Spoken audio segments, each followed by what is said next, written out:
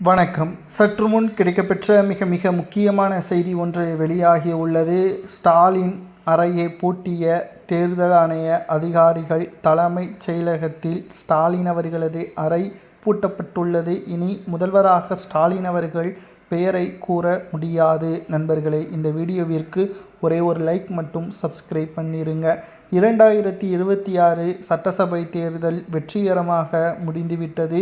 திமுக ஆட்சியை இழக்கும் என்ற தேர்தலுக்கு பிந்தைய கருத்து கணிப்புகளும் வெளியாகியுள்ளது. இதனால் மே 4ஆம் தேதி சட்டசபை தேர்தலுக்கான முடிவுகள் வெளியாகும். தலைமைச் செயலகத்தில் ஸ்டாலின் அறை, முதல்வர் அறை முழுவதுமாக பூட்டப்பட்டுள்ளது. முதல்வர் பெயரை அகற்றுவதற்கான ஏற்பாடுகளும் செய்யப்பட்டுள்ளது. தேர்தல் ஆணையம் நிச்சயமாக மே 5ஆம் தேதியே முதல்வராக யார் வெற்றியடைகிறாரோ அவர்கள் ஆளுநர் மாளிகையில் பதவி பிரமாணம் செய்து கொண்டு தலைமைச் செயலகத்திற்கு வருகை தருவார்கள். ஆனால் நிச்சயம் ஸ்டாலின் அவர்களுக்கு அந்த வாய்ப்பு கிடையாது. முதல்வராக எடப்பாடி பழனிசாமி அவர்கள் பொறுப்பேற்கலாம், துணை முதல்வராக விஜய் அவர்கள் பொறுப்பேற்கலாம் என்ற தகவல் சமூக வலைதளங்களில் வைரலாக பரவி வருகிறது. டுடே இந்தியா போன்ற நிறுவனங்கள் உண்மையாக களத்தில் இறங்கி கருத்து கணிப்புகளை தேர்தலுக்கு பின் நடத்தியுள்ளது. அதில் எடப்பாடி பழனிசாமி அவர்களது தலைமை ஆட்சியை அமைக்கக்கூடிய ஒரு சூழல் உருவாகும், அல்லது விஜய் அவர்கள் எடப்பாடி பழனிசாமியின் தலைமையை ஏற்று துணை முதல்வராக பொறுப்பேற்கலாம். ஏதேனும் ஒன்று நிச்சயம் நடக்கும் என்ற தகவலும் வெளியாகியுள்ளது.